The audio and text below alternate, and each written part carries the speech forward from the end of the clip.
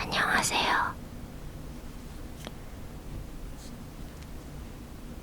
윌킨슨 탄산수.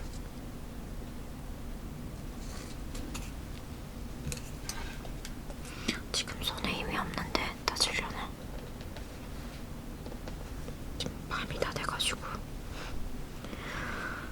어떡해, 마시고 싶은데 못하겠어. 담요야, 힘을 줘. 담요야.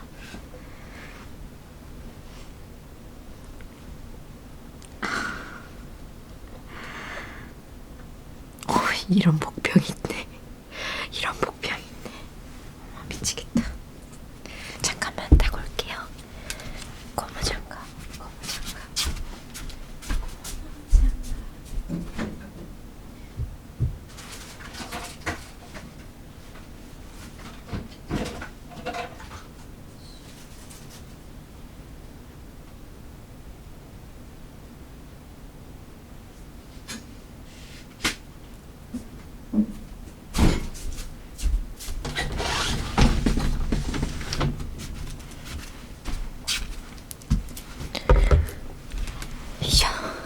오케이. 잠깐. 이러는 거 없잖아. 왜 이래. 잠깐 머리를 다시 묶고.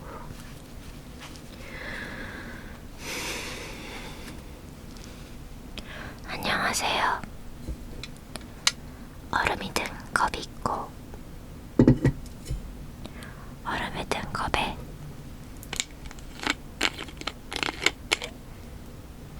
윌킨슨 탄산수.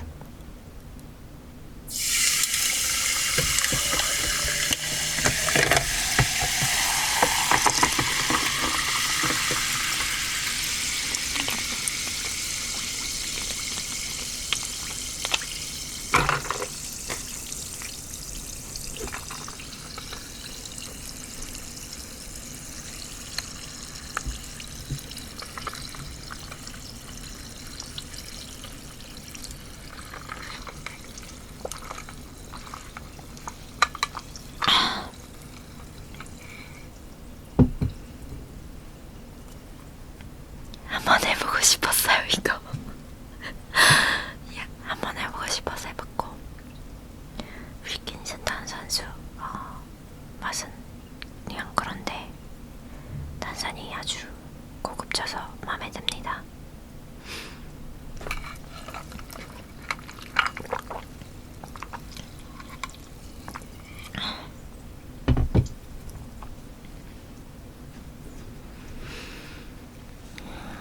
그럼 원래 하려고 했던 거를 해볼까요? 깜짝이야. 무음으로 해놓고 핸드폰을 무음으로. 그러면은 해볼게요.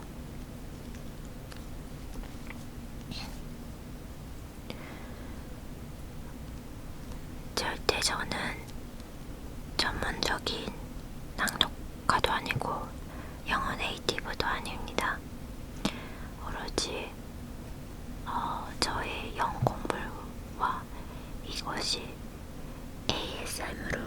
ASMR로 쓰이면 어떨까라는 그런 아주 단순한 발상에 의해 시작하게 되었습니다. 일가의 소설은 The Great Gatsby, 스콧 피츠제럴드. 유명한 소설이죠. 발음이 군데군데 들릴 수 있어요. 지금 한국어 발음도 제대로 안 나오는데 영어는 어쩌겠어요. In my younger and more vulnerable years, my father gave me some advice that I've been turning over in my mind ever since. Whenever you feel like criticizing anyone, he told me, just remember that all the people in this world haven't had the advantages that you've had. He didn't say anymore, but we've always been usually communicative in a reserved way, and I understand that he meant a great deal more than that. In consequence, I'm inclined to reserve all judgment, a habit that has opened up many curious natures to me and also made me the victim of not a few veteran bores. The abnormal mind is quick to detect and attach yourself to a disquality when it appears in a normal person. And so it came about that in college I was unjustly accused of being a politician because I was privy to the secret griefs of wild, unknown man. Most of the confidences were unsought. Frequently I have found sleep, preoccupation, or a hostile levity when I realized by some unmistakable sign that an intimate revelation was quivering on the horizon. For the intimate revelations of young men, or at least the terms in which they express them, are usually less artistic and marred by obvious subversions. Reserving judgment is a matter of infinite hope. I am still a little afraid of missing something if I forget that, as my father snobbishly suggested, and I snobbishly repeat a sense of the fundamental decencies is parceled out unequally at birth. And after posting this way of my tolerance, I come to the admission that it has a limit. Conduct may be founded on the hard work or the wet marshes, but after a certain point, I don't care what it's founded on.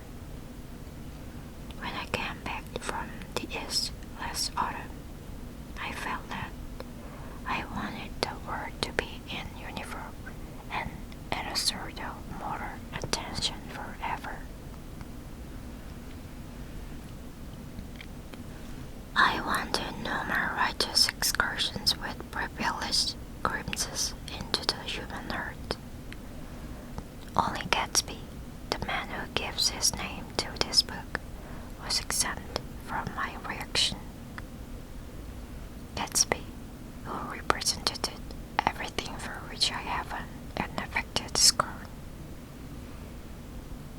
If personality is an unbroken series of successful gestures, then there was something gorgeous about it, some heightened sensitivity to the promises of life, as if it were related to one of those intricate machines that register earthquake 10,000 miles away. This responsiveness had nothing to do with that flabby impressionability which is dignified under the name of the great deal temperament. It was an extraordinary gift for hope, a romantic readiness such as I have never found in any other person, and which is not likely I shall ever find again. No, Gatsby turned out all right at the end. It is what preyed on Gatsby, what foul those who floated in the wake of his dreams, that temporarily closed out my interest in the abortive sorrows and short-winded elations of men. My family had been prominent, well-to-do people in this Midwestern city for 3 generations. The Caraways are something of a clan, and we have a tradition that we're descended from the Dukes of Buccleuch. But the actual founder of my line was my grandfather's brother, who came here in '51, sent a substitute to the Civil War, and started the wholesale hardware business that my father carries on today. I never saw this great uncle, but I'm I'm supposed to look like him, with special reference to the rather hard-boiled painting that hangs in Father's office. I graduated from New Haven in 1915, just a quarter of a century after my father, and a little later I participated in that delayed Teutonic migration known as the Great War. I enjoyed the counter raid so thoroughly that I came back restless. Instead of being the warm center of the world, the Middle West now seemed like the wrecked edge of the universe. So I decided to go west and learn the bond business. Every day I knew was in the bond business, so I supposed it could support one more single man. All my aunts and uncles talked it over as if they were choosing a prep school for me, and finally said, "Why, yes," with very grave, hesitant faces. Father agreed to finance me for a year, and after various delays I came east. Permanently, I thought, in the spring of 22. The practical thing was to find rooms in the city, but it was a rum season, and I had just left the country a while